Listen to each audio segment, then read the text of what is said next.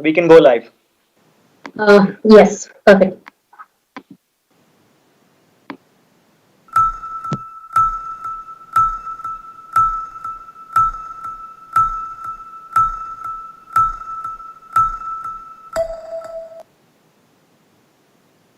Okay.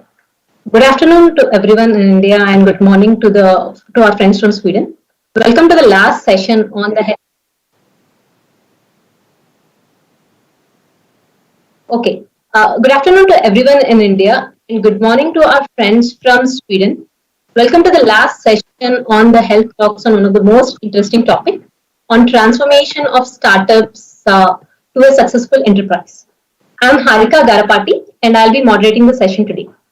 As some of you might be aware, the Health Talks is being organized under Sweden India Nobel Memorial Week and is also integrated with the annual conference of India Sweden Healthcare Innovation Center. We would like to thank all our partners, including Embassy of Sweden, Ministry of Health from Sweden, Consulate of Sweden to Mumbai, and Swecare for all their support in executing these health talks. We have great set of speakers lined up for today's event. So without any further delay, I would like to invite Ms. Anna Leckwell, Consul General to India, to give her opening remarks and welcome the audience. Anna, over to you. Thank you very much. Just have to check, you all hear me?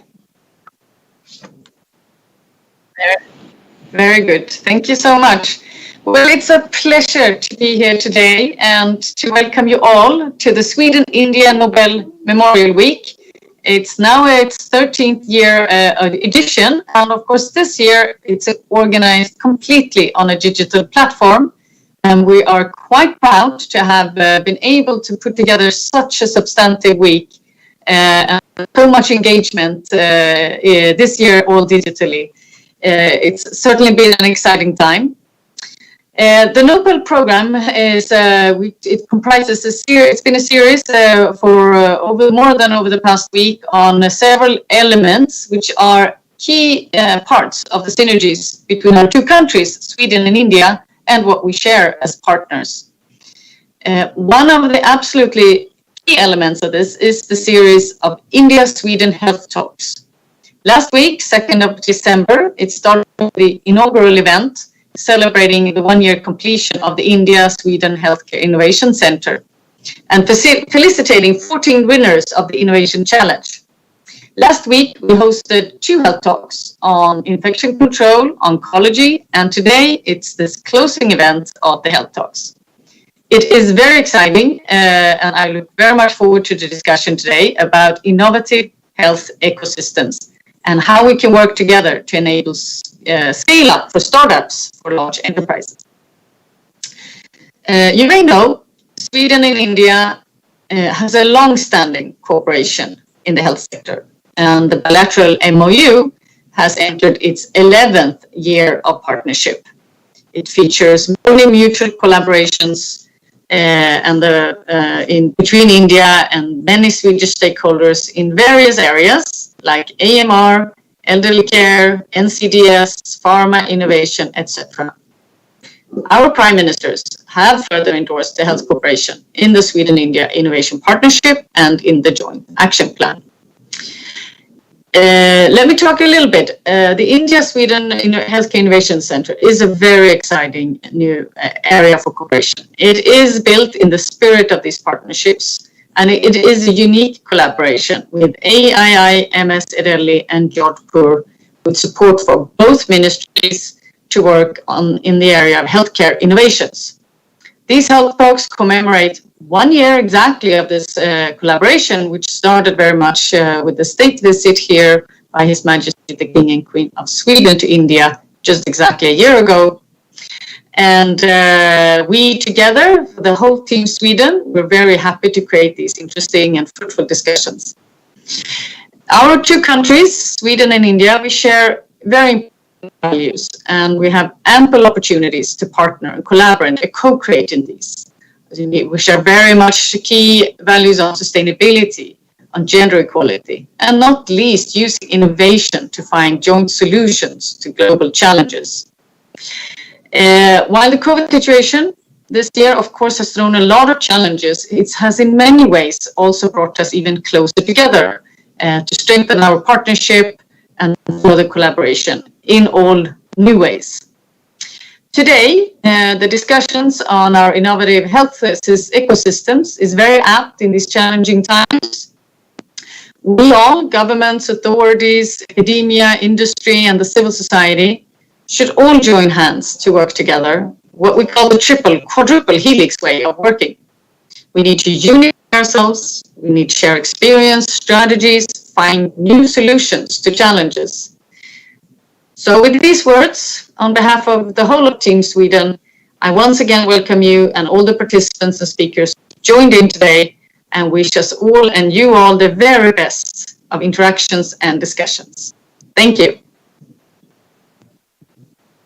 Thank you so much for the warm welcome, Anna. I would now hand over the screen to Amrit Hinduja and Shubhang Vikas, who co-lead the India Sweden Healthcare Innovation Center, to give a brief overview about the India Sweden Healthcare Innovation Center. Amrit, over to you to start with. Thank you, Harika. And thank you, Anna, for those welcome remarks. I think, as you laid out, the India Sweden Healthcare Innovation Center, I think, is indeed a very exciting and new approach that we have taken between the two countries to work with healthcare innovation. And as mentioned by you, it's quite deeply rooted in the spirit of both the Joint Declaration of Innovation and the India Sweden Healthcare MOU. And both these areas, particularly innovation, have not just kind of come about by themselves. I think these are areas that both countries have realized are of great importance and great strength on both sides. And together, if we collaborate, we can achieve much more.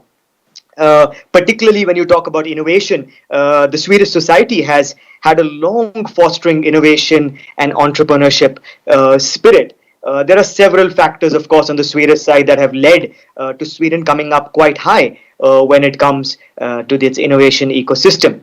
And of course, the most primarily being this quadruple helix or this systems approach that is taken, where different stakeholders come together, be it the government working with mechanisms to provide social safety fallbacks for companies in case they don't succeed, enabling them to have the freedom to kind of experiment and take risks.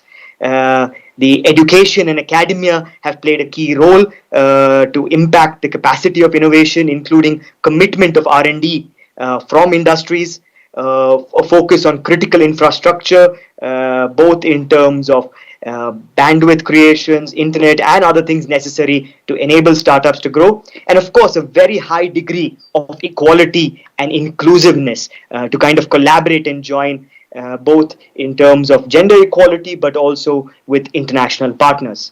And India, on the same hand, has also had a very successful mechanism to build up its innovation and a strong innovation history. And India is ranked one of the highest when it comes to innovation in the region. And of course, a lot has been done, the government focusing strongly to create strong systems and institutes such as the IITs, the Indian Institute of Sciences, BIRAC, who we have representation from, Atal Innovation Mission and Niti Aayog, giving vision and thought leadership to the area.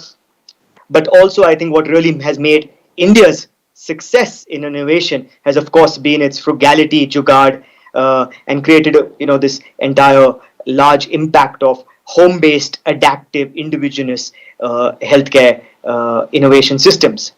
And it is with this kind of thinking on both sides that we created the India Sweden Healthcare Innovation Center to focus on creating affordable and accessible healthcare for all.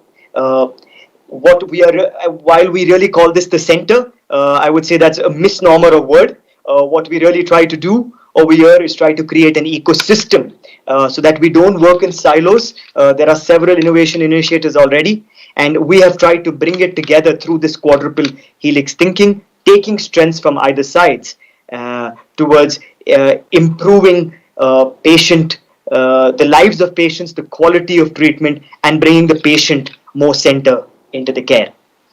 With that, I hand over to Shubhang to maybe talk a bit more onto how we have constructed this thinking. Right. Thank you so much, Amrit, for that fine introduction. And Kapil, if we can move to the next slide, thank you. As Amrit briefly mentioned, and as Ms. Anna Lakwal also mentioned, that even though what we have created is a healthcare innovation center, it is essentially our effort where we are striving to create an innovation ecosystem, which not only helps startups to ideate, develop, deploy, and test solutions, but also help them with the entire mechanism to help these startups scale up in India, in Sweden, and across the globe.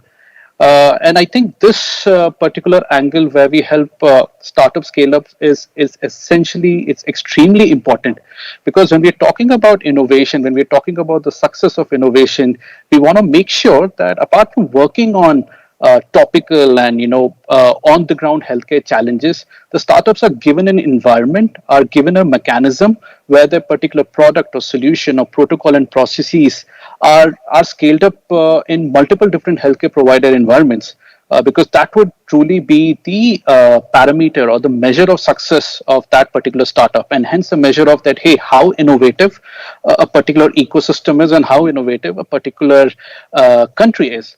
So, in that sense, having a cross-country collaboration such as India, Sweden, in helping create this ecosystem using the best of what the quadruple helix model methodology can offer really, really helps all the partners, and very specifically some of the innovators here, in actually realizing their dream of creating a solution that will see the light of the day, that will be implemented by medical practitioners across India and hopefully across the globe.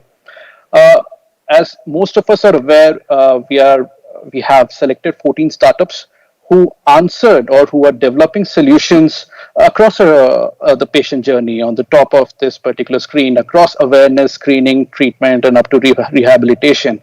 And what we as the ecosystem can offer are three major components.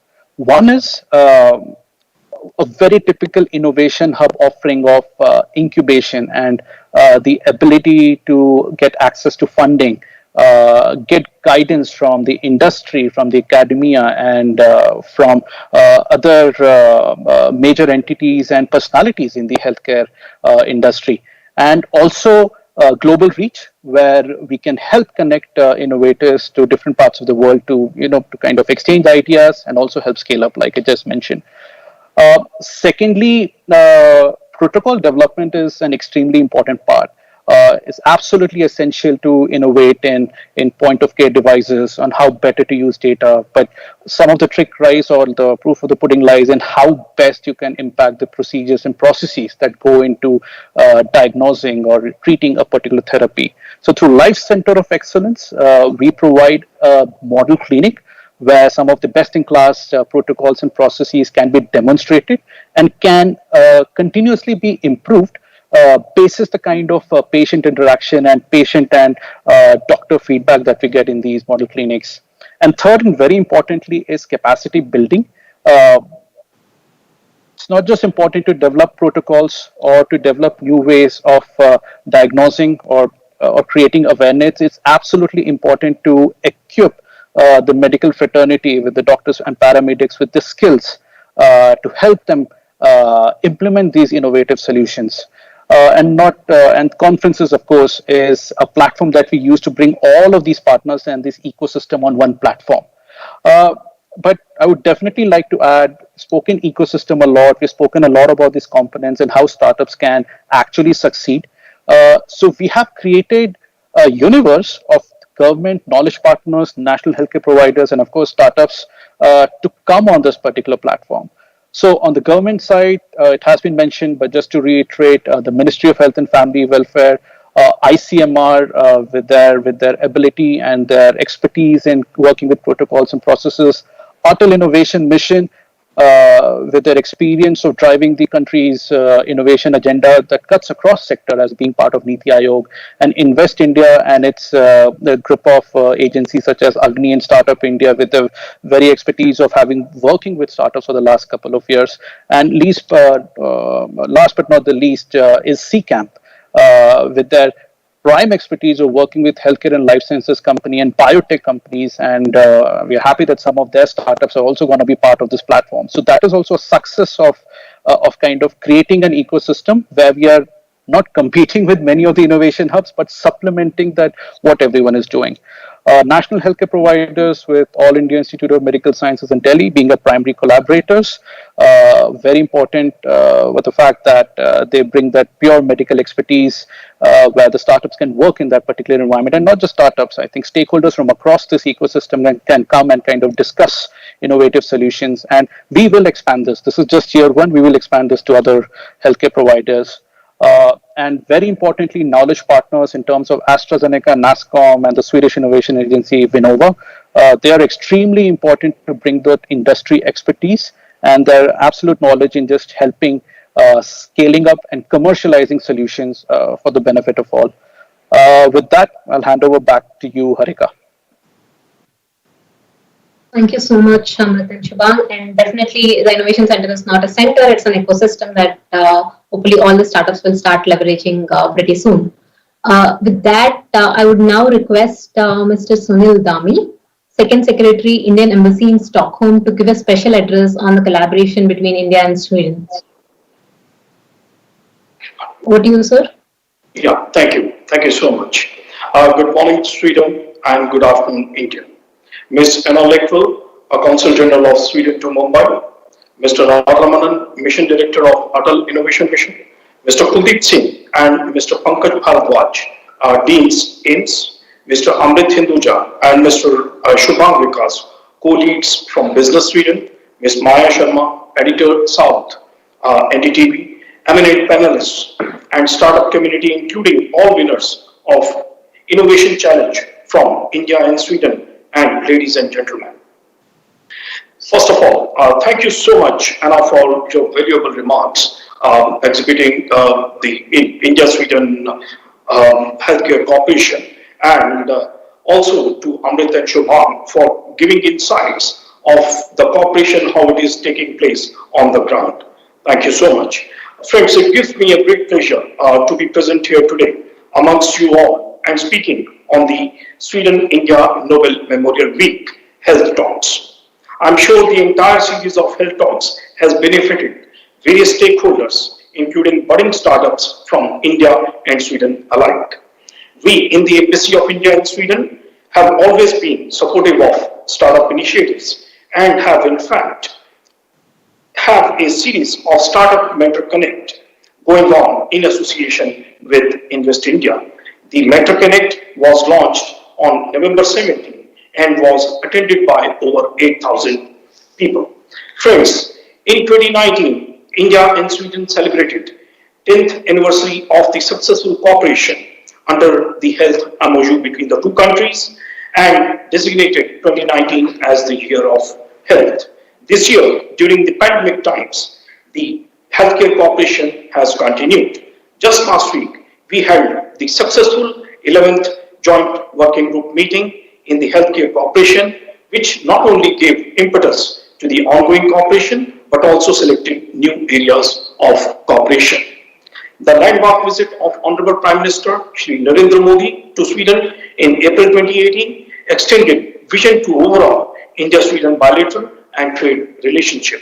During the visit, India and Sweden signed the Joint Declaration on Innovation Partnership for Sustainable Future and adopted the Joint Action Plan that provided framework for taking forward concrete cooperation, including in startup collaborations. Under the Sweden-India MOU in health and in the spirit of joint innovation partnership, India-Sweden Healthcare Innovation Center was launched during the visit of their Majesties, the King and Queen of Kingdom of Sweden to India in December 2019. The Innovation Center will mainstream digital, scalable, affordable healthcare solutions for early diagnosis and digital intervention in management of non-communicable diseases such as diabetes, cancer, etc. The Innovation Challenge launched by India-Sweden Innovation Center has been won by 14 healthcare startups, of which 13 are from India and 1 from Sweden. The area of expertise of these startups is very innovative and we would like to congratulate and wish them success. We hope sincerely that some of them will be the unicorns of tomorrow. The year 2020 posed serious challenges to the humankind in the form of COVID pandemic. While the pandemic has been testing the healthcare resources and global economy to the limits, it has opened many new opportunities, including in healthcare, digitization, innovation through startups, distance learning, and working, to name a few. India is the vaccine manufacturing hub and produces more than 60% of all vaccines sold across the globe and will play an important role in immunizing much of the world. Indian companies are working to produce various affordable vaccines designed to fight COVID-19. They include AstraZeneca's Covishield by Serum Institute of India and other indigenous vaccines by Bharat Biotech, etc. With the objective of synergizing efforts at the national level, the Government of India has set up a national expert group on vaccine administration for COVID-19, short form calling NECVAC, under the NITI Aayog. NECVAC has designated Department of Biotechnology as the nodal agency to look into various proposals for international cooperation. Both India and Sweden have joined hands in fight against COVID-19.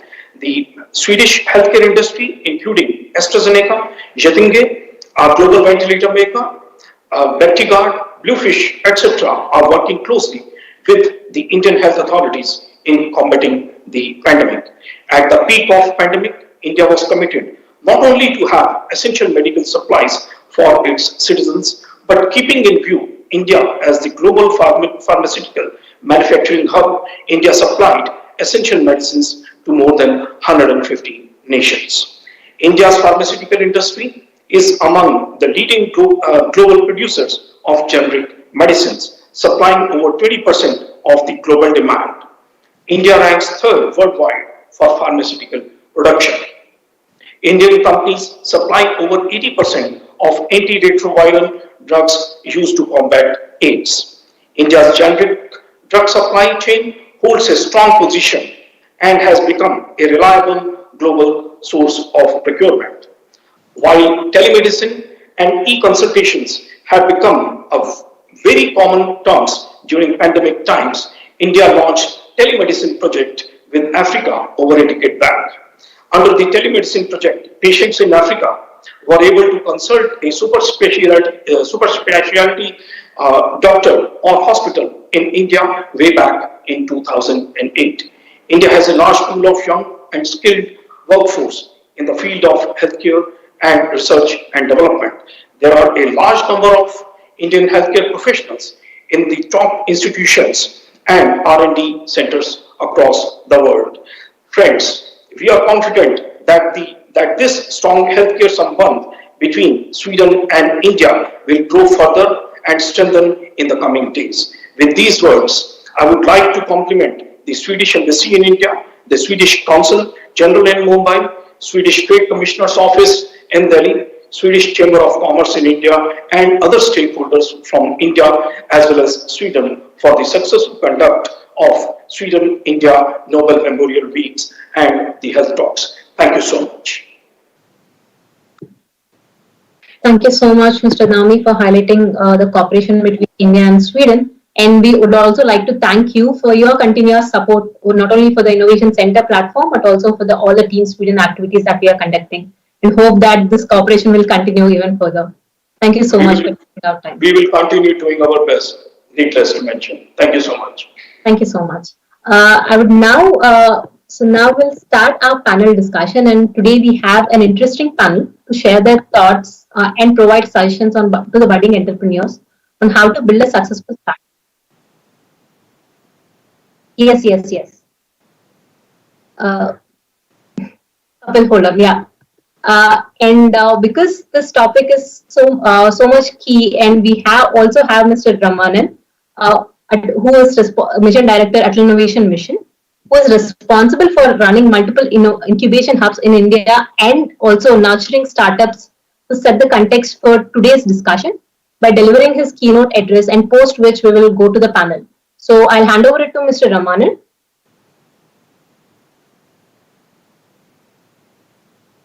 Thank you. Yeah. Thank you, Harika. And good afternoon and good morning to all the people who are logged on from India as well as from Sweden. It is indeed a pleasure, a privilege, and a great honor for me to be able to participate in this deliberation and in this keynote starting the panel. And I want to thank the Indo-Sweden embassy, the Swedish embassy, for inviting me on this very, very important occasion of the Nobel Memorial Week. It is a fitting culmination for the Nobel Memorial Week to be hosting this particular event, and I feel extremely honored and delighted to be part of it.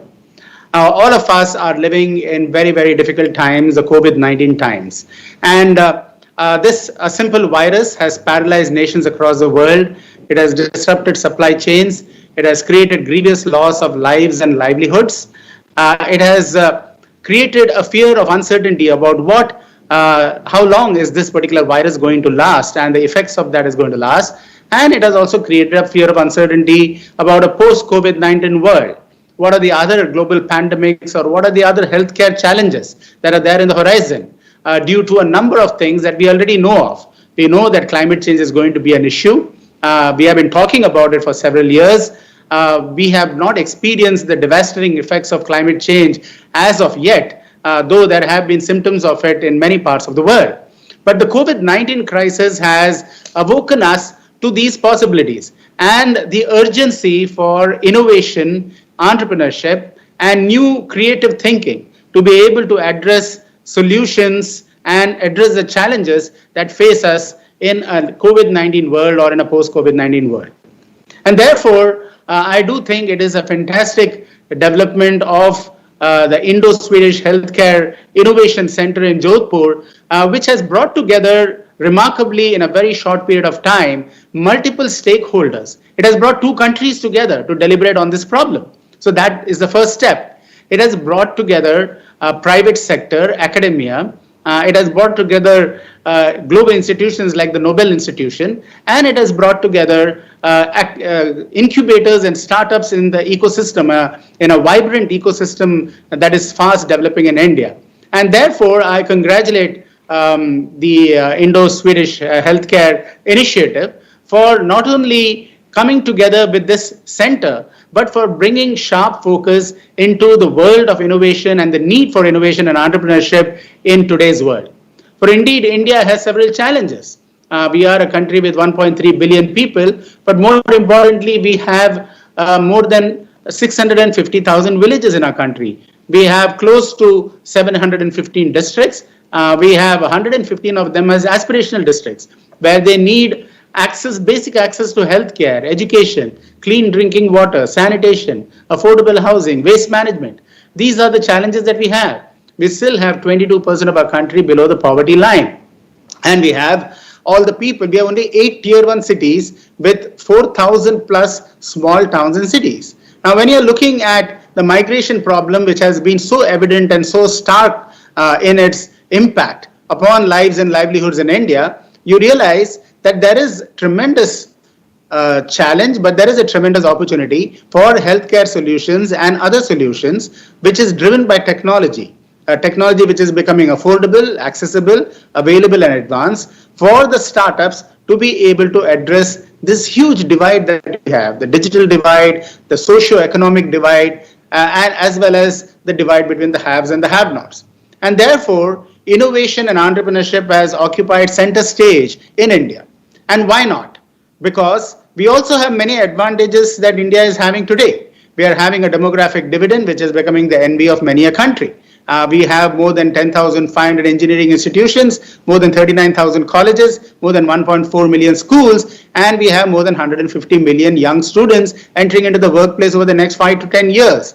How do we transform this tremendous youthful, energetic force that many a country would like to have? How do you leverage this for the purposes of creating an entrepreneurial environment and stimulating the creativity and innovation that is inherent in every one of the young student, and give it expression through an ecosystem that enables that. And that is why the Indo-Swedish healthcare ecosystem that you are developing between countries and between various partners becomes so very important. And that is why the Atal Innovation Mission has set on its journey of how do we create and promote an ecosystem of innovation and entrepreneurship spanning the length of the country, spanning schools, spanning universities, spanning the industry, spanning NGOs, spanning every district, and spanning every state at a national level.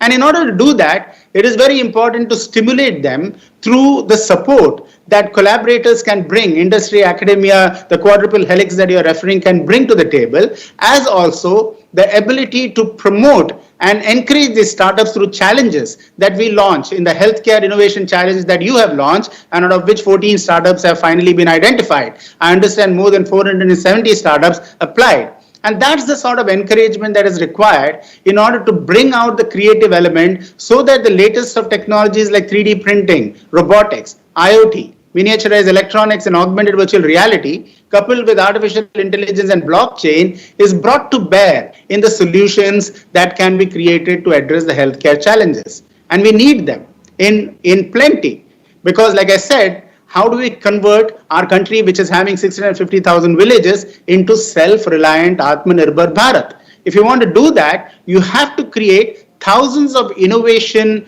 hubs of innovation and job creation. And if you want to create that, you need thousands of startups to blossom in every state, in every district. And that is what this purpose of this particular initiative is all about, to be able to create world-class startups addressing the challenges and the opportunities that the 21st century provides. Now, let me end by saying what a startup, the whole topic is, how are you going to make a startup into a successful enterprise? That is the journey that the startup has started on. And now it's a very interesting, innovative journey that you have embarked upon. It's a journey from which you cannot look back. And what do you have to do in order to ensure that you reach that particular milestone or that particular success that you are looking for? First and foremost, you should have a solution that can scale, that is sustainable, and that can have an impact on society. Unless you create a solution that is having all these three elements of scale, sustainability, and societal impact, your solution is not going to last. Secondly, you have to leverage technology. Why technology? Because today technology has become affordable, accessible, available, and advanced. And if you don't leverage technology, you lose the edge. With technology, you are able to increase the power of your innovation and the reach of your innovation, whether it is a product innovation, a process innovation, or a service innovation, to the distant corners of the globe, from Sikkim to Seattle, from Salem to San Francisco. How do you ensure that your solution is able to be used and reaches across to every end of the spectrum? The third is, you need to ensure that you become agile. You are an able organization. Ability is now there because you are a startup. If you didn't have that ability, you wouldn't have founded the startup. But how do you ensure that you have the agility? And that agility comes through tremendous leverage of an action plan that you have to develop. An action plan to go on a systematic basis from where you are to where you want to be. If you don't have that action plan, your dream will just remain a dream, and your ability will not translate itself into agility, and it will not lead to any achievement. So you have to ensure that you have an action plan that continuously refines itself as the time passes, based upon the feedback you get from various customers, from the venture capitalists that you're dealing with, from the network of users that you're dealing with. That action plan has to constantly get refined and continuously improve. The fourth is, you have to re-engineer a product. If you think that you have arrived at the mecca of your solution and this is the solution that everyone is going to fall over and buy, you are far away from the truth. Your solution has to get re-engineered again and again and continuously improve. Look at all the solutions in the world. Look at the COVID-19. Even the virus is trying to mutate and become stronger and stronger. So you need to make sure that your startup is able to continuously re-engineer and adapt to new demands and new challenges that it is going to face as your solution matures.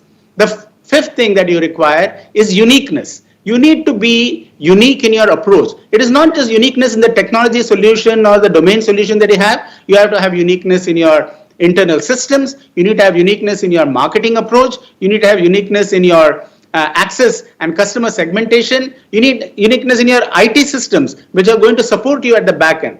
Look at the COVID-19 vaccine. If you have a vaccine, but if you're not able to ensure that this vaccine is able to reach the millions of people who need it, then you have still failed. You need to have cold storage systems, you need to have transportation systems, you need to have digital supply systems. All of these have to come to bear in order for the vaccine to be successful. So that is where the ability for uniqueness in your approach becomes so very important. And finally, you need to have passion and persistence to make your product or your process or your service impactful. If you don't have persistence and passion, you are not going to be able to succeed. And it's a difficult journey. A startup journey is never an easy journey. It's full of it's a roller coaster ride, ups and downs. But remember, in a startup's world, there is no word called fail. The word fail means the first attempt in learning, according to Abdul Kalam. And he said, dream big, you will achieve great things. Dream small, you will be limited by your own dreams.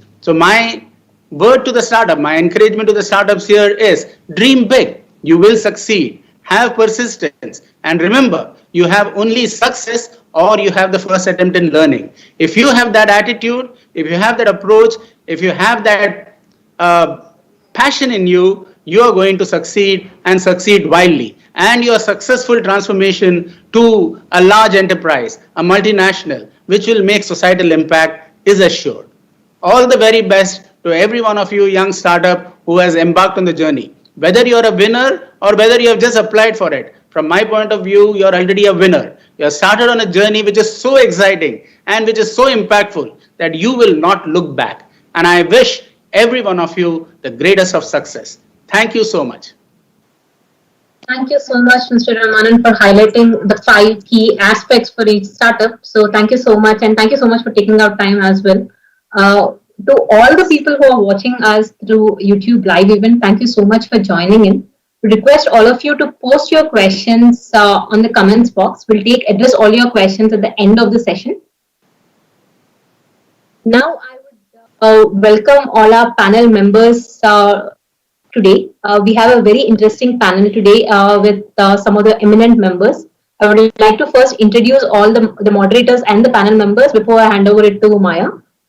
We have Maya Sharma, Executive Editor, NDTV South, who has graciously agreed to join us for moderating the session today.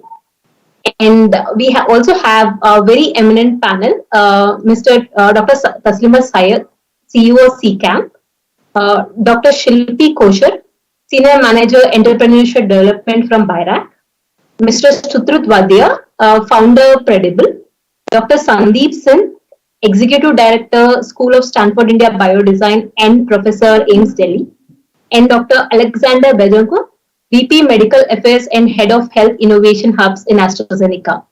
I would now hand over the panel to Maya.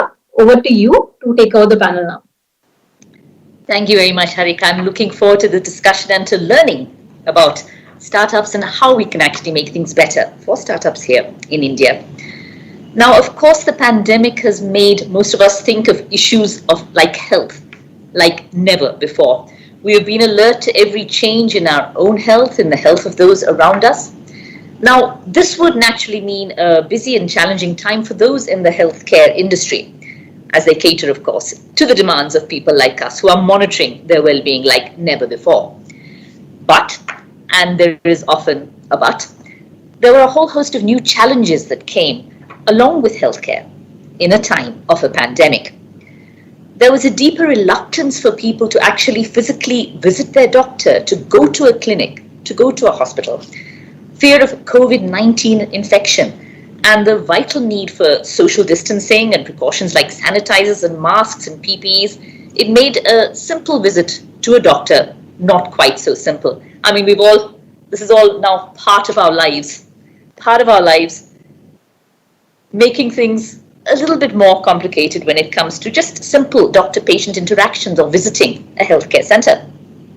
So that is where really technology and different ways of doing things came as a response to this new and unexpected challenges. Healthcare innovation innovation we've been talking about so far, it's really the need of the hour like never before. So in this way, even though there was a pandemic, it did remain a time of growth for startups in the field, those with new ideas that could actually cope with the new world order.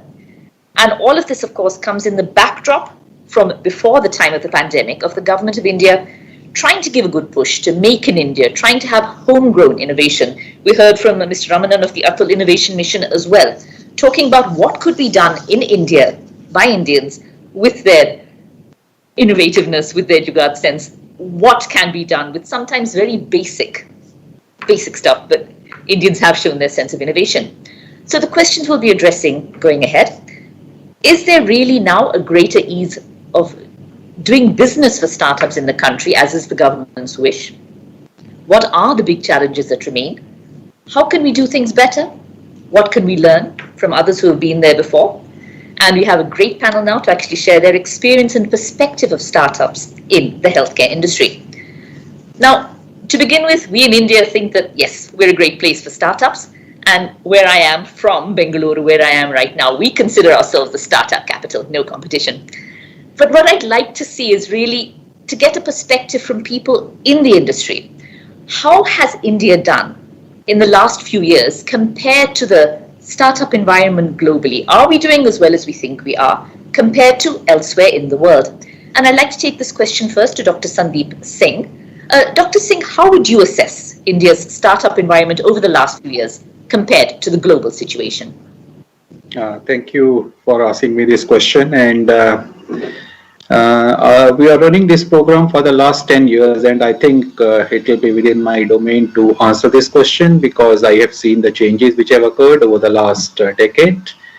So I can say that certainly the government side is much more responsive to this innovation process now.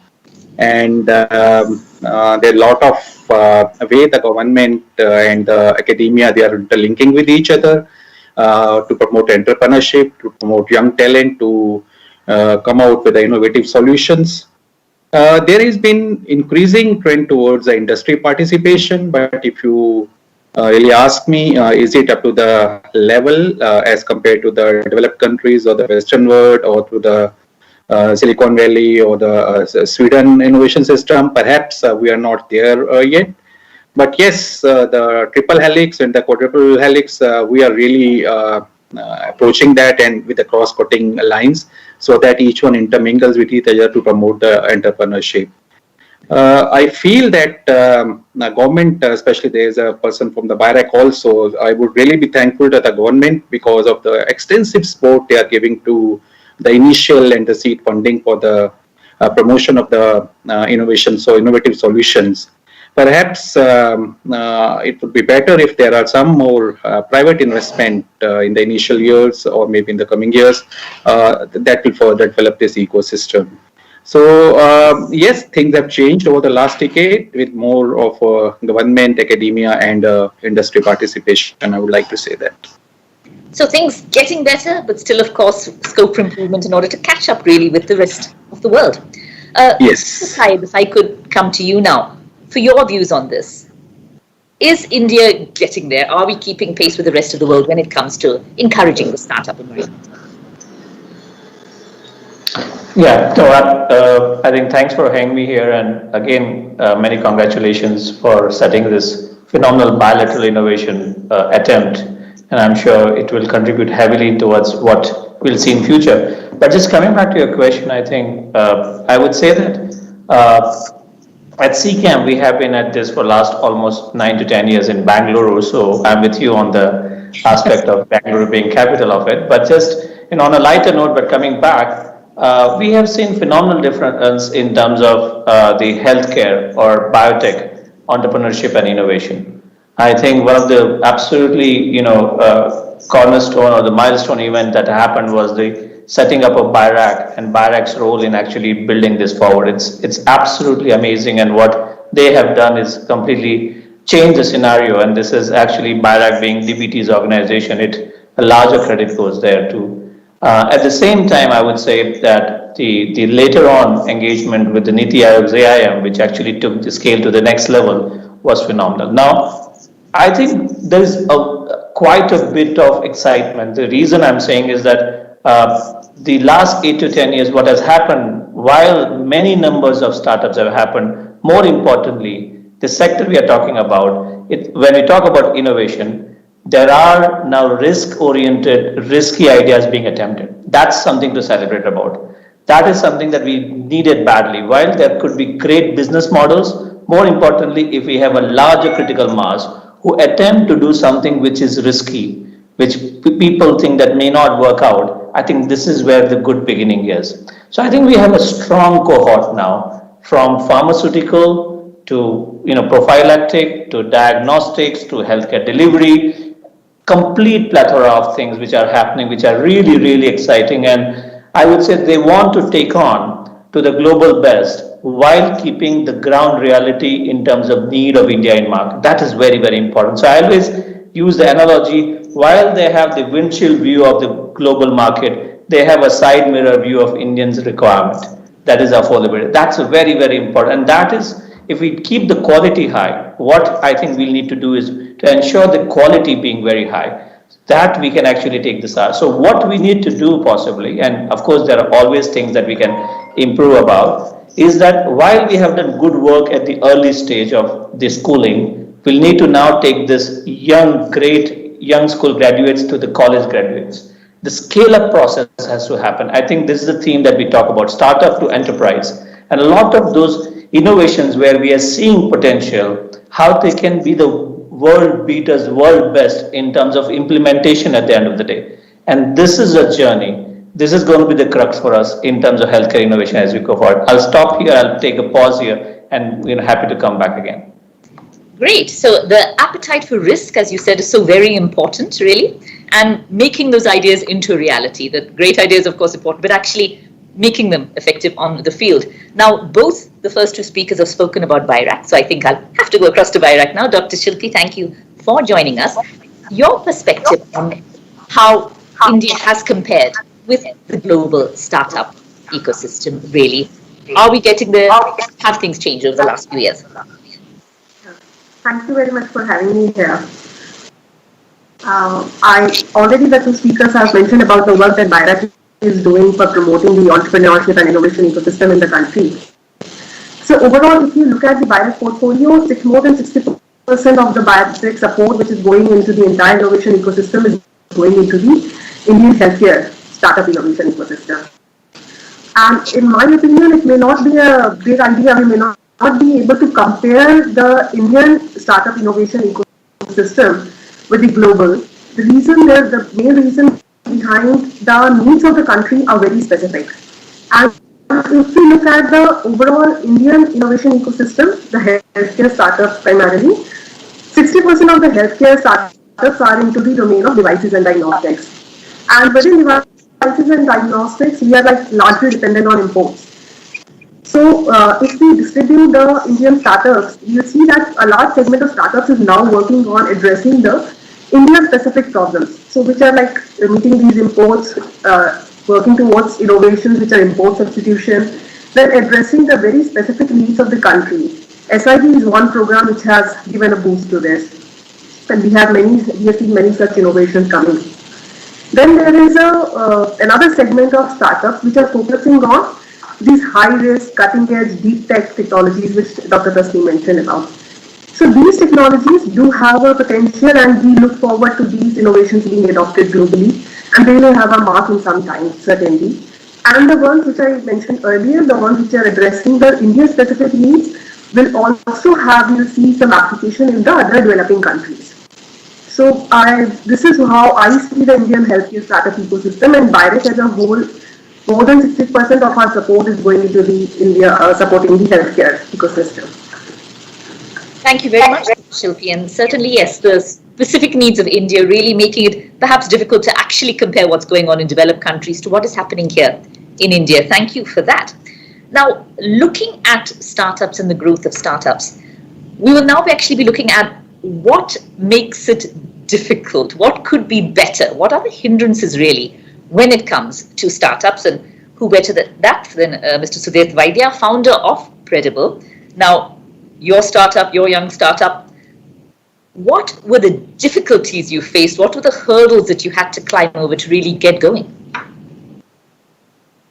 Yes, thank you for having me here, and a great question. I guess when we started, I started with Credible about 4 years back, and when at the time we graduated, we were just a bunch of college graduates coming out from college.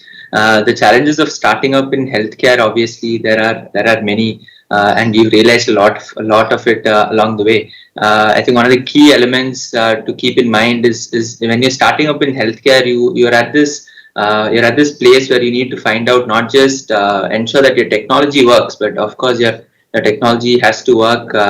Your technology has to work really well, because it's your first year in a regulated space. You're in the healthcare space, but you also have to find a right clinical problem. You have to find a right business problem. So the entire ecosystem of finding the right partners, having the right hospitals, having the right doctors, having the right support system for you to identify and lay out a plan for you to build and take your product to market was one of the first initial hurdles, and that we were very glad to have. When we started, I think we were very glad to find again support from BIRAC. Very thankful that we had that initial sort of funding support. We had to knock on multiple hospitals to find the right champions who could sort of work with us and guide us along through our thought process as we thought about, hey, what are the products, how do we take this to market.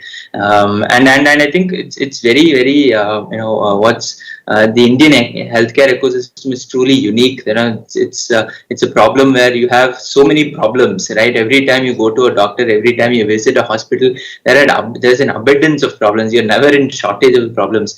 The entire thought process and thinking for all startups is, which of these problems do I want to solve? Which of these problems actually can give us that scale, and which of these problems can we actually solve, and not just be a solution that can provide to India, but is a solution that can probably scale beyond India as well.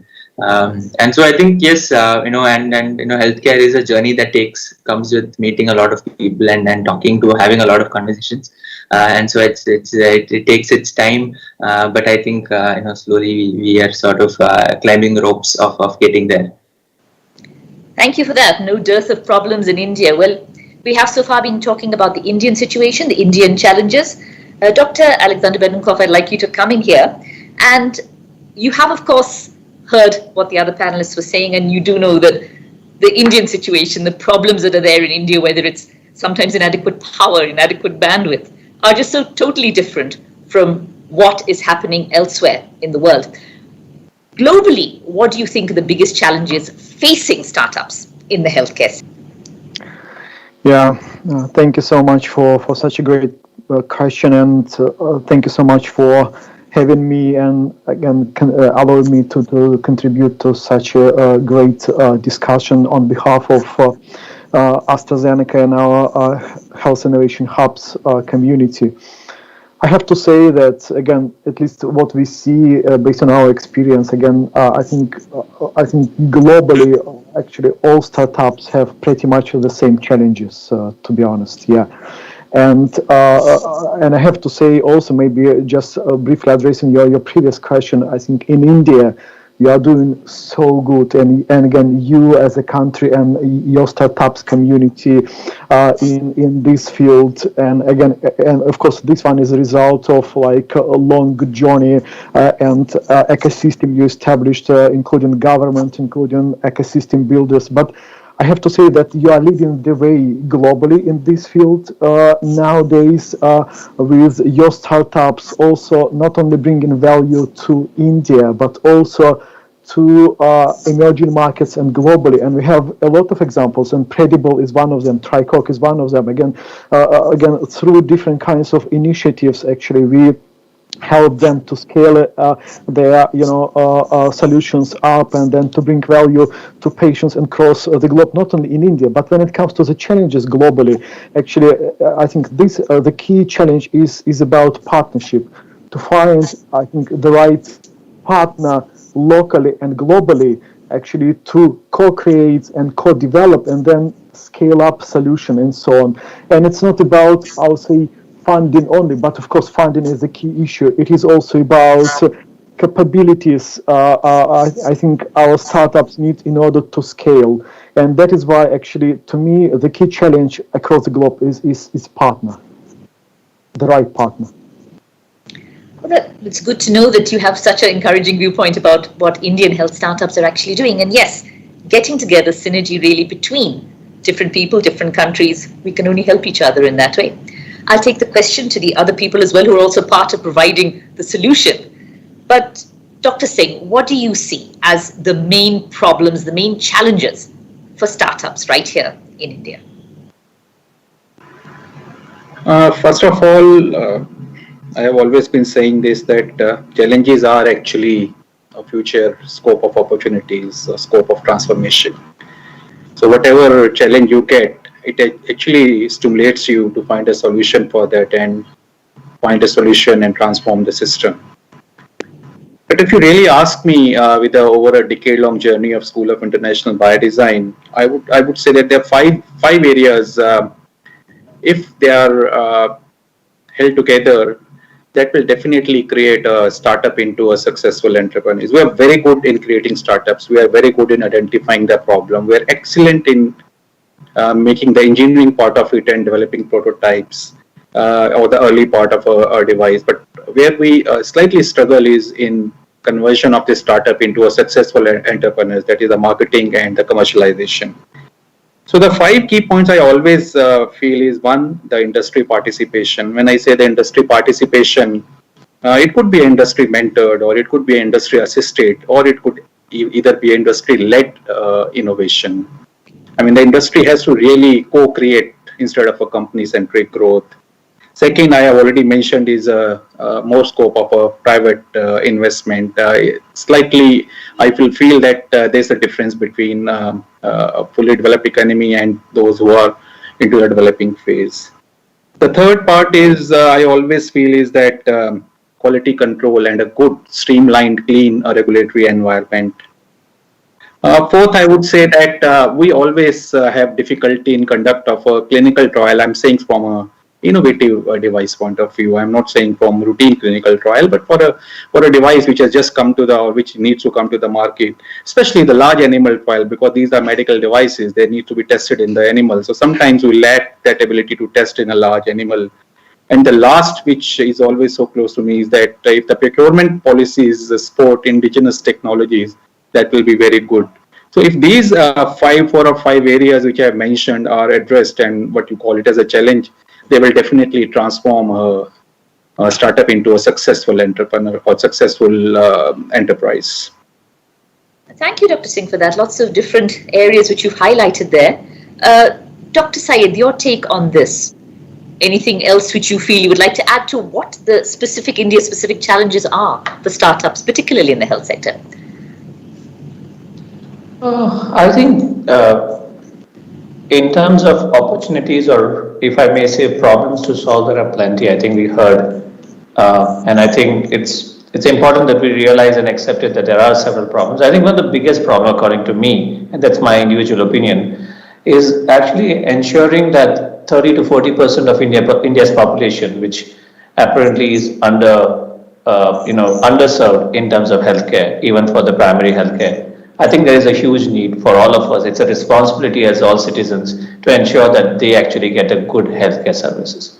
I think that's a huge request. I think because if you convert our population to 30%, it's around 400 to 500 million people.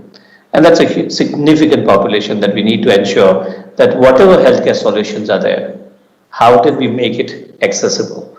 And that is very, very important. There are several reasons why it is not so accessible. One of the ways to do that, I think there must be many, many ways. One of the major ways that we have an opportunity to do is through the digital health, where we actually can address the issue of the personnel, be it specialist doctors, be it healthcare workers, be it high-end infrastructure. We can use our ability to use small medtech devices plus machine learning and algorithms to utilize that combination to actually ensure that some level of service can be done through that. And that is very, very important. So that is one for me. I think, according to me, that's something that we need to solve. And I think this is where global partnerships are key.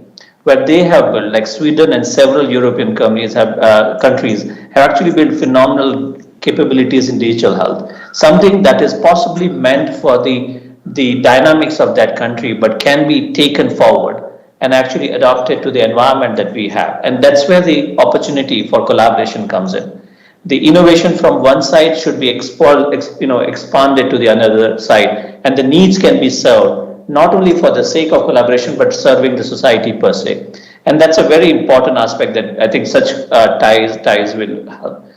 The next thing I would say is that going forward, I think today's time already said that the infectious diseases are something that we will have something to look at. Maternal child health is an important aspect. We still do not rank very high in terms of maternal child health, something that we should be all worry about. And the last but not the least, I think futuristically we'll have a huge population of elderly. Geriatrics is going to be important. While people talk about working in Japan and so on, our numbers, not percentage, but our numbers will be much larger than most countries to have old age people and its complications with the old age people as the longevity goes forward. These are the areas that we should actually embark on immediately and not respond when those issues come, and then collaborate with people to do that. So I will possibly again take a pause here and happy to come back. Thank you.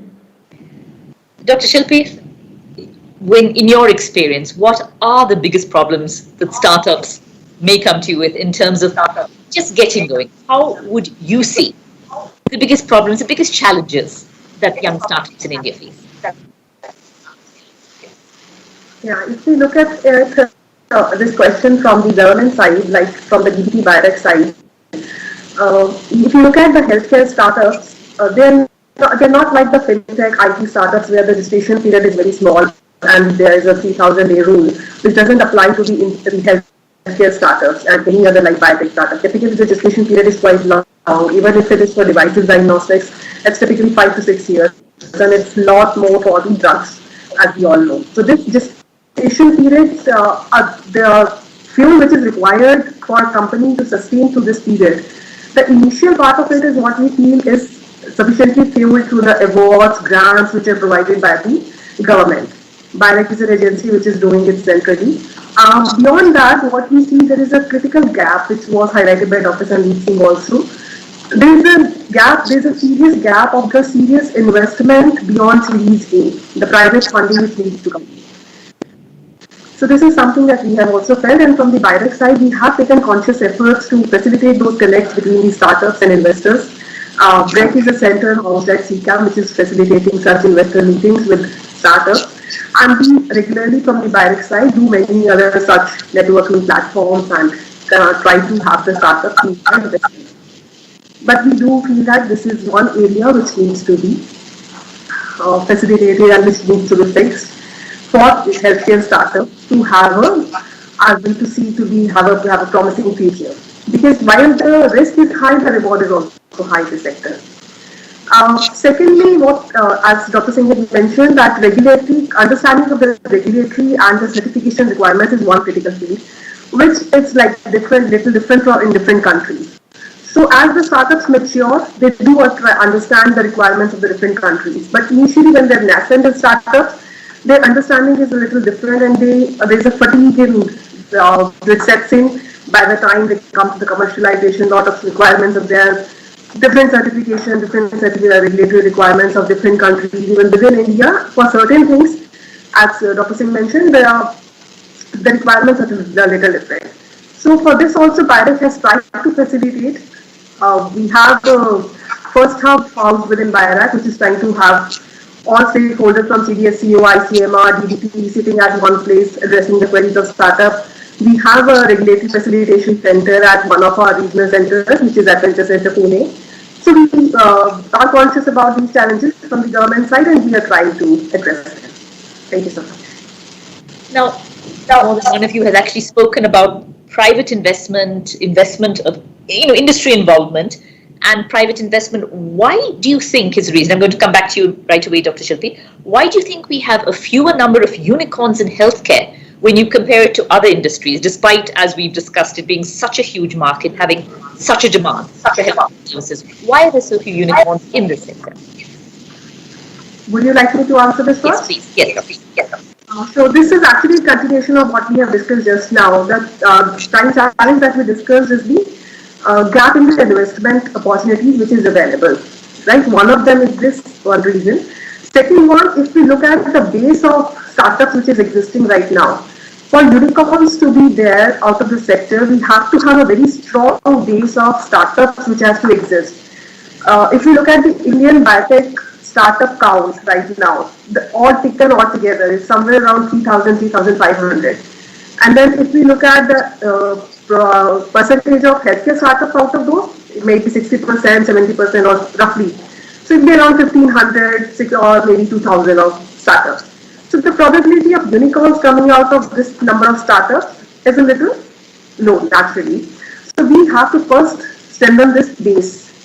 As we are scaling, we are hoping to have 10,000 startups by 2025. So I feel that we first have to strengthen this base, and secondly, as you mentioned, we have to overcome the challenges, the hurdles which we have discussed just now, the regulatory, the investment, and other challenges that we discussed. Sudhir Vaidya, as a person in this young startup industry, where are the unicorns coming from? Why are there not more? Do you agree with what has been said so far, or do you see any other thing else from your perspective?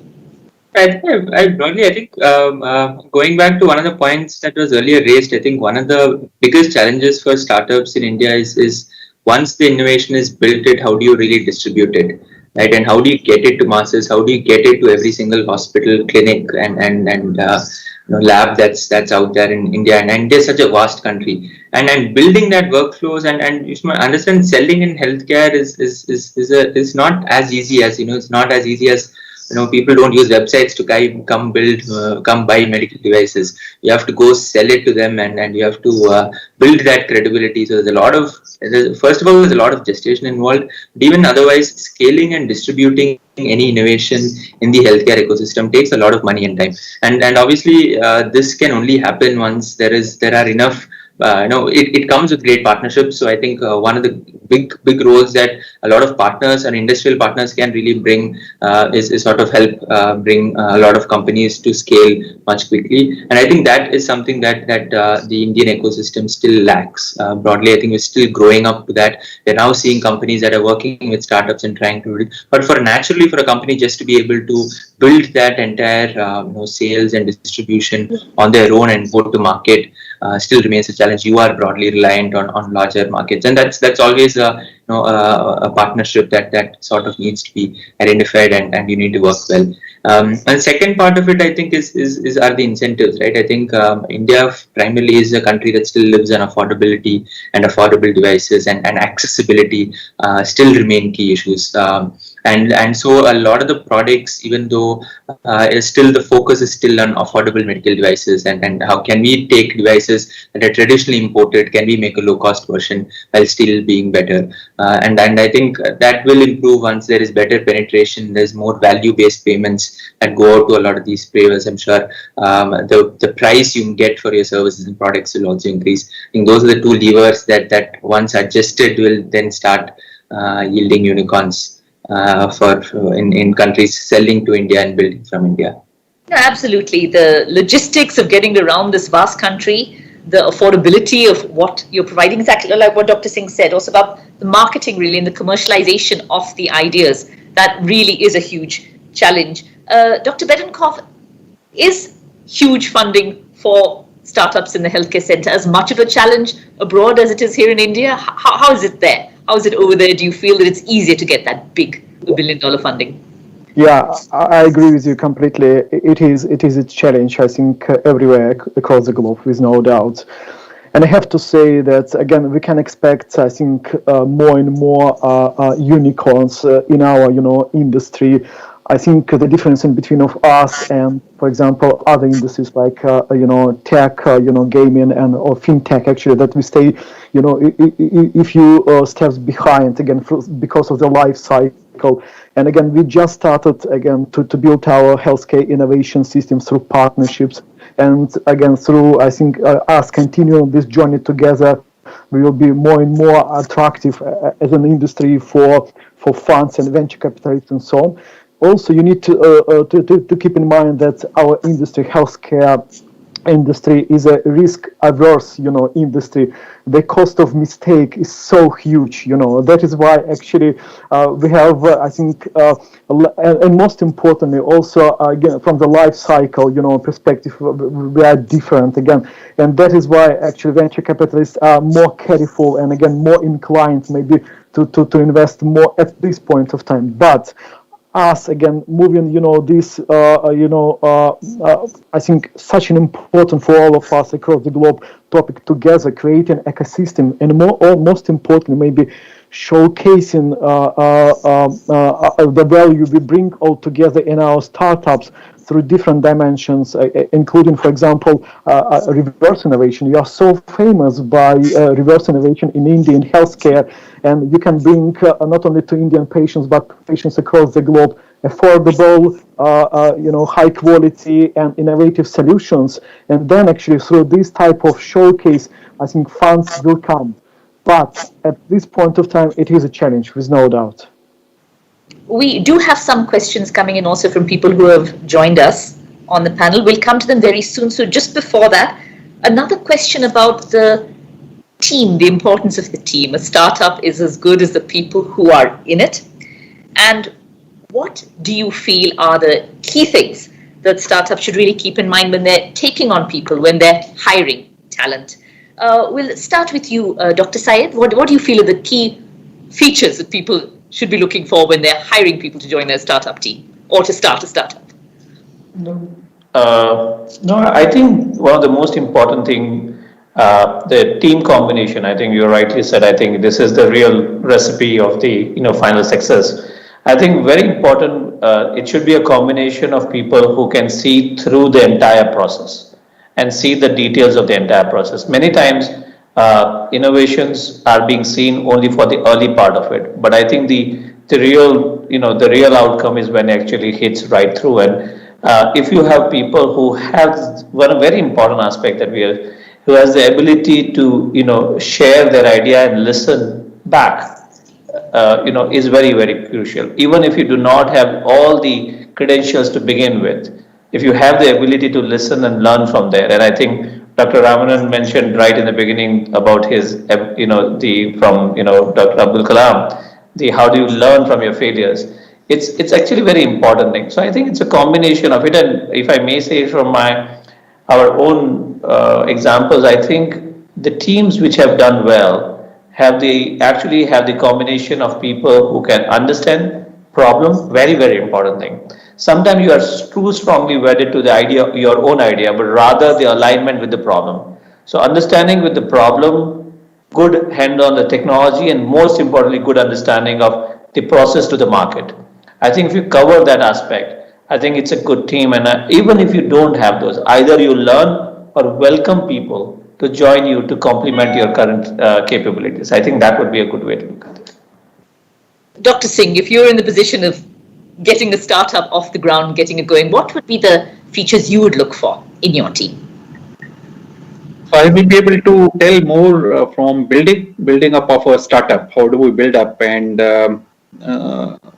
generally, when we choose a team, because we promote entrepreneurship and we choose a team, we are very particular that we take people who are having values or strength in a particular area and add on to that area significantly. Like we would like to have an engineer, we would like to have a physician, we would like to have someone with a legal background. It's a point where I would like to emphasize again, here we slightly lack those people who have got a business background, and if those people also join, that could lead to a more successful entrepreneur. But from purely development of a technology, I think an engineer maybe in two disciplines of engineering, medical personnel, and someone from a business background will form a very, very good team to take a product forward. This I'm saying from the creation of a startup concern. Obviously, you will require lots and lots of more people once a startup is formed and you want to convert it into a successful enterprise. So, Vaidya, who are you looking for in your teammates? What kind of characteristics do you want of them? I think startup hiring is always this, holy grail that all startups always want the best people. I think the fundamental thing that we all need to realize, at least as startups, that your teams are going to be super small.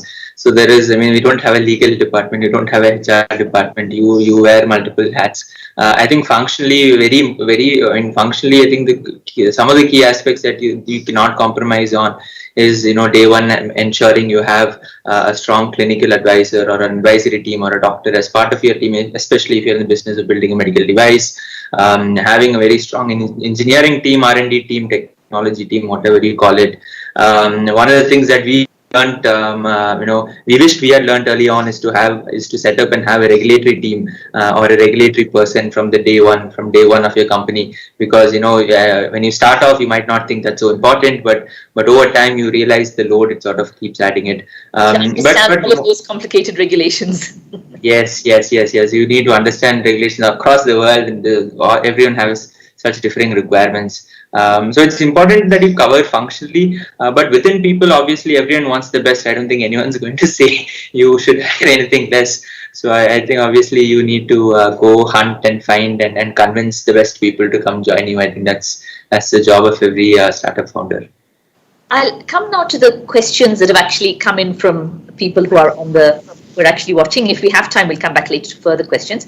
But one of the questions is that since we do have this thriving startup community here in India, how can we actually inculcate the spirit of entrepreneurship early on? Because I think in many ways, we're still driven by perhaps a job or salary at the end of the month, but this spirit of entrepreneurship, how can it be inculcated earlier on? Dr. Bedenkov, what do you feel about this? How do we get people into this entrepreneurial mode? Yeah, I think there are maybe a few maybe thoughts to share. The first one, the first one actually, we need to showcase our startups success story widely, and I do believe that a founder need to be a role model, starting from if not a kindergarten, but from school, and we need to share their examples and their journey widely, with no doubt. I think this is the key, and also I think we need also from the healthcare ecosystem perspective, we need to understand and also to showcase how great they are and what they do, bringing value to the entire healthcare system. People need to understand that they represent not only business part of the journey, but they contribute to the best patient outcomes and benefits. Okay, so to really highlight what is being achieved, and yes, and the successful journeys of people who have actually made that journey. Dr. Shilpi, do you feel that we are doing enough to really let our young people know that they can be entrepreneurs as well? Is that a mindset which is being encouraged in schools, in universities? Yes, we do realize the need for this from the government side. And as you would see that we have some of our newer schemes coming in from BIRAC, which are inculcating the spirit of entrepreneurship right at the UG level. We are not going to the school level certainly, because of the specialized needs of this biotech sector. But yes, we have recently announced a scheme which is called eYuva, which is targeting the UG level. And we will have challenge programs. We are encouraging multidisciplinary teams to come forward and propose a solution for a challenge.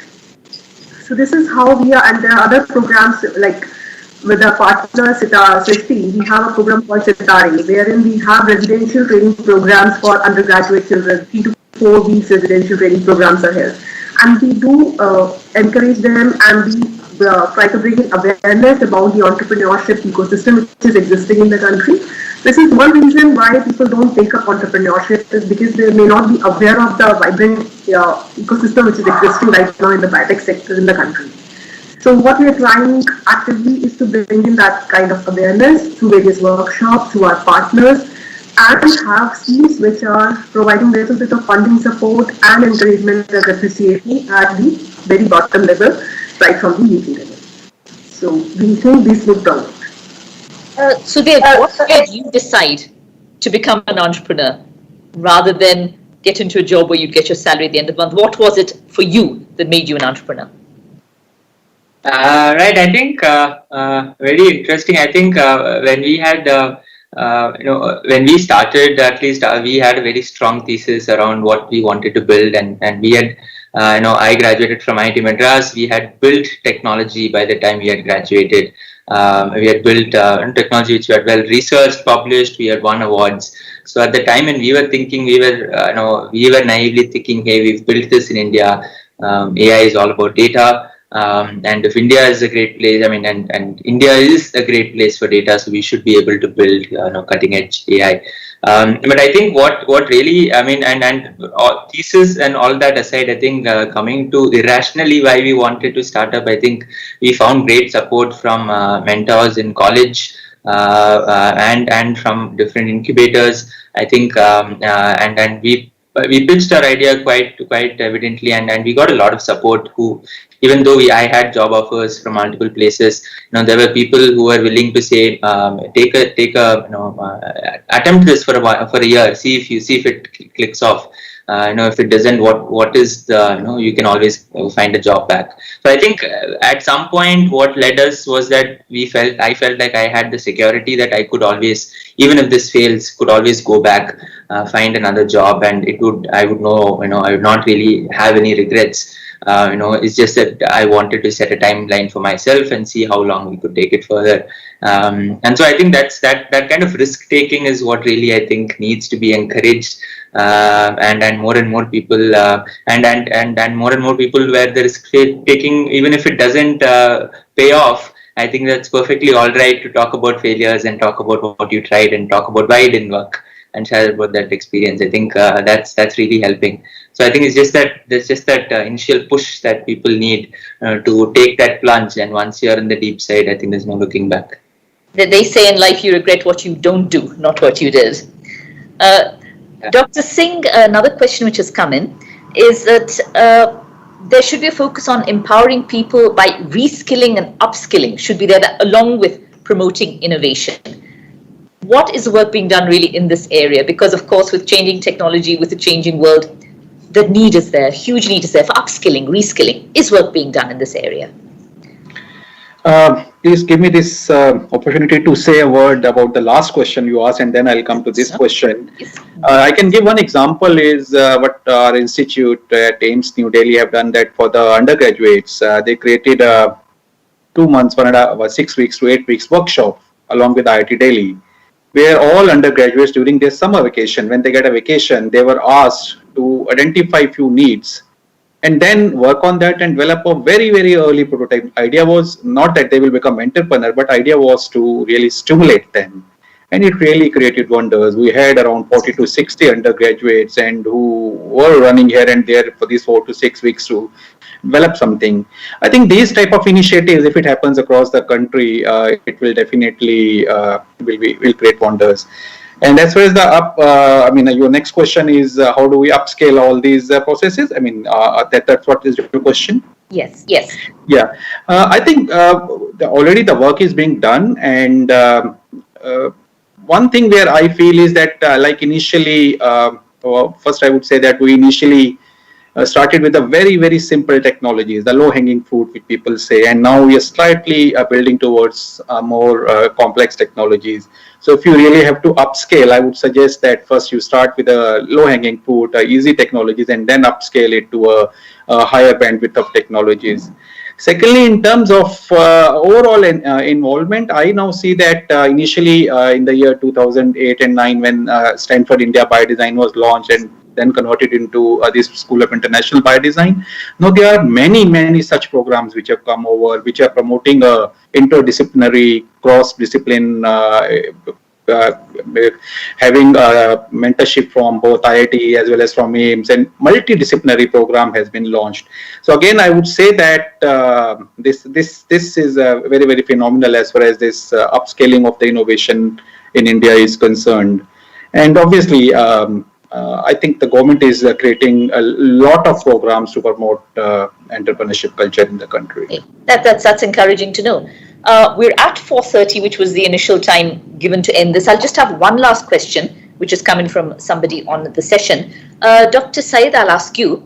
The question is, we want patented products with patent pending, to be given a priority when selecting for funding, for selecting and funding. Is there any priority given to these products which are actually pending patent or which have been patented? I think in general, I think while there are several funding. So if the question is regarding many funding agencies and funding programs, largely we're talking about from the government or federal side, even from the private side. In the sector, the strength or arbitrage that you go with is your technology, and if you have the protection for the technology. And as long as you have a protection for the technology, it gives a strength, because then the other arbitrage are not as strong and so on. So I think it's clearly that most funding calls and most funding agencies and schematics actually use one of the main criteria, that is this novel capability, is this a novel technology which actually would go far, and your proposition can be protected from somebody else, either with a mighty scale or with ability to do it faster or cheaper, you can be still protected. So that has been another change in the way both academics and industrial researchers who are getting to be innovators are protecting their innovations, and going forward, it is given a priority without doubt in most cases. There might be other cases where it's a late scale and so on, and hence technology would be seen as one of the main thing, and then the business proposition, but largely it is being seen. I just want to add one more thing before I possibly stop. I think the example of building indigenous capability with collaborations globally, like the excellent example of Stanford Biodesign program or the current the program aspects. I think this is the way that even we can look at in future, how India and Sweden could look at it. How AstraZenecas of the world which are there, how the Gs of the world which are there, who are leaders in their own ways in pharmaceutical or the life science research aspect, and how those can be built with the centers in India and taken forward. So I would just wanted to say that aspect. It could be a good model to do it, but I think IP is a very important aspect, and it is given a very good priority in terms of funding further. Dr. Shilpi, is the patent process very long in India? Yeah, from the patent process side, I would like to highlight the facilitation that BIRAC is providing. We have our schemes, which is called BIRAC Park scheme, where we have promote startups to file their IPs. And as Dr. Syed mentioned, yes, a lot of emphasis is given to patent protected or patent filed technologies. And BIRAC also has IP as one of the critical parameters while assessing and evaluating the innovations. So we do encourage startups to file the patent early on. And we have a lot of schemes, and BIRAC has a dedicated IP cell to support the startups file their innovations. And all our partners, all our incubation centers have their own central located IP cells which facilitate the IP filing of the startups, and a lot of emphasis is given on this. Dr. Nedenkov, it's faster where you are. There are, of course, lots of regulations here in India, despite the urge to kind of make it easier. Is the patent process a little bit faster then? Yeah, it depends, but I do believe that I think pretty much the same to India, again because of the same regulations and same issues.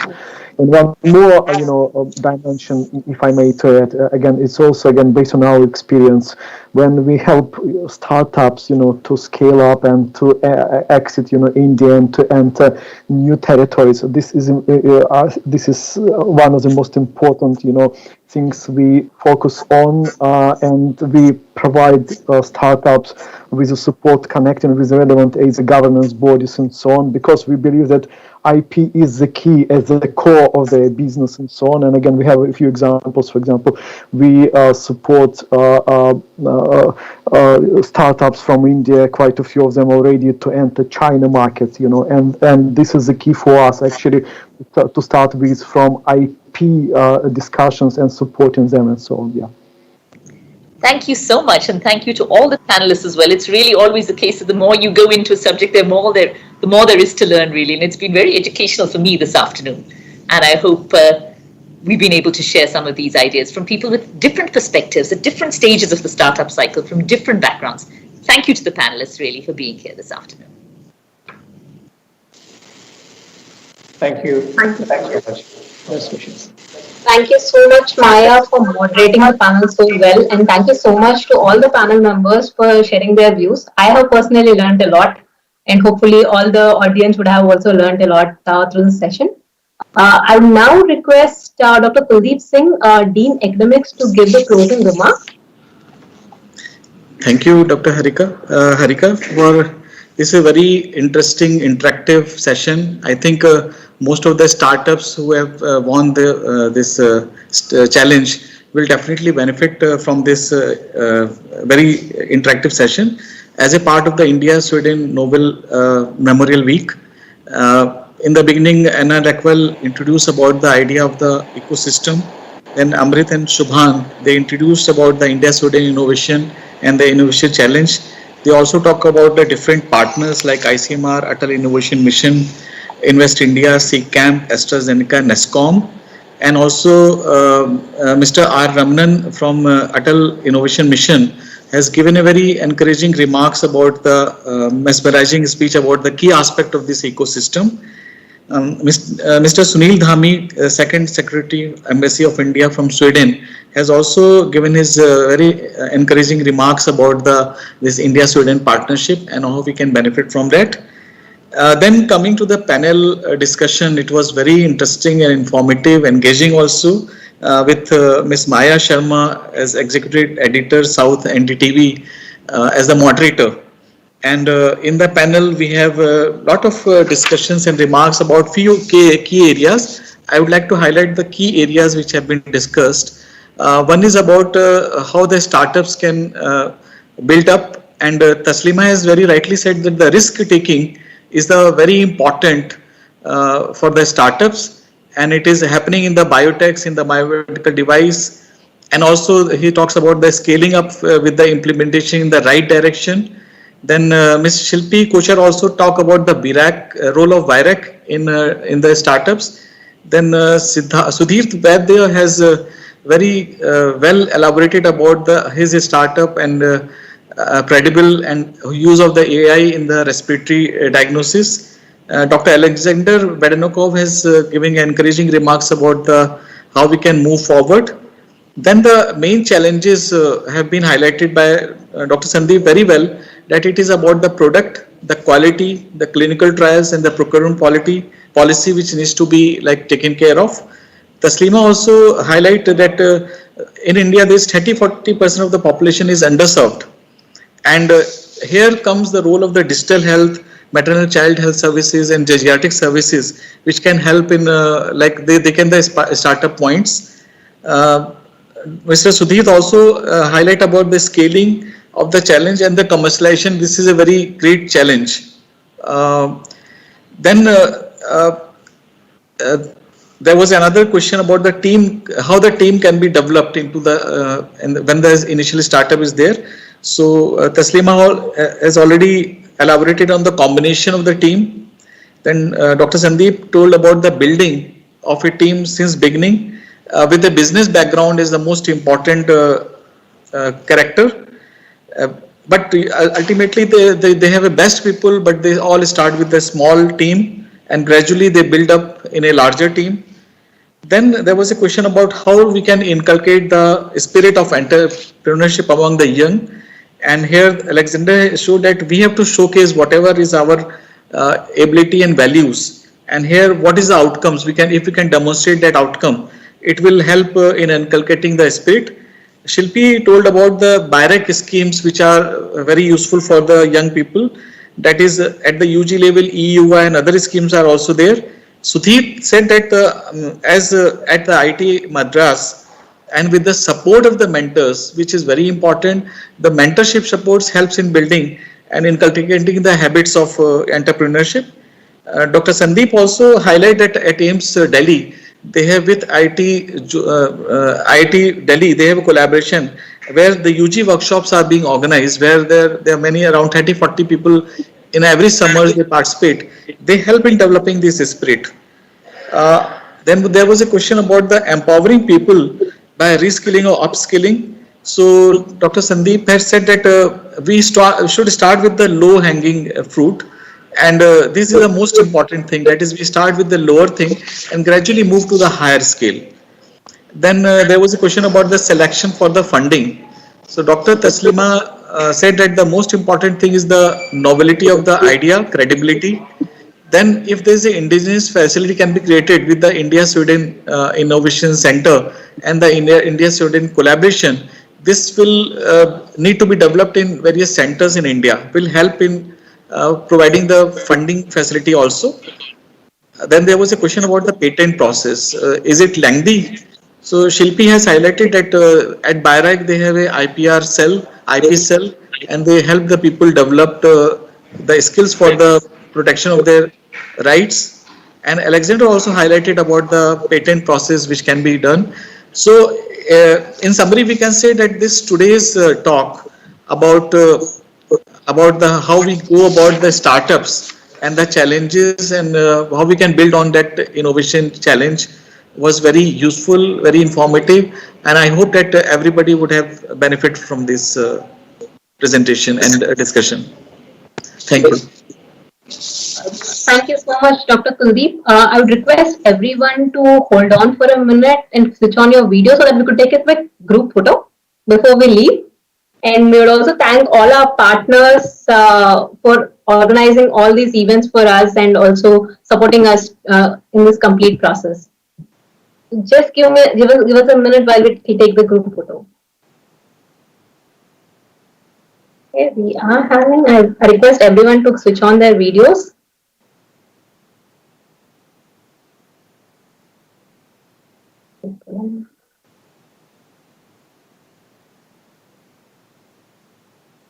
Anyone else joining? Okay. Okay. Thank you so much, everyone. Thank you so much for taking out time, and it has been a really wonderful discussion. I heard, as I said earlier, I learned a lot. So thank you so much, and have a very good day, everyone. Thank you. Thank you.